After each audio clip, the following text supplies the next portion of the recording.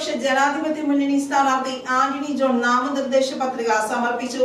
പ്രവർത്തകർക്കും നേതാക്കൾക്കുമൊപ്പം എത്തിയാണ് സ്ഥാനാർത്ഥി നാമനിർദ്ദേശ പത്രിക സമർപ്പിച്ചത്. കോതമംഗലം ഗാന്ധി സ്ക്വയറിൽ നിന്നും പ്രകടനമായി പ്രവർത്തകർക്കൊപ്പം എത്തിയാണ് ആന്റണി ജോൺ നാമനിർദ്ദേശ പത്രിക സമർപ്പിച്ചത്. താലൂക്ക് ഓഫീസിലെത്തി അസിസ്റ്റന്റ് റിട്ടേണിംഗ് ഓഫീസറായ കോതമംഗലം തഹസിൽദാർ എം ഗിരീഷ് കുമാറിന് മുൻപാകെയാണ് നാമനിർദ്ദേശ പത്രിക സമർപ്പിച്ചത്.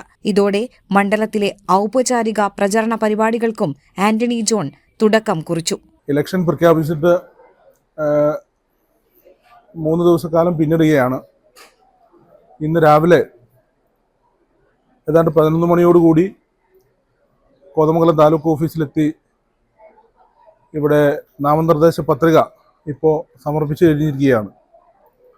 ഇടതുപക്ഷ ജനാധിപത്യ മുന്നണിയുടെ പ്രവർത്തകരും നേതാക്കന്മാരും അതോടൊപ്പം തന്നെ സമൂഹത്തിൻ്റെ വ്യത്യസ്ത മേഖലകളിൽ നിന്നുള്ള നിരവധി പേരാണ് ഈ നാമനിർദ്ദേശ പത്രിക സമർപ്പണ വേളയിൽ എന്നോടൊപ്പം ഉണ്ടായിരുന്നത്.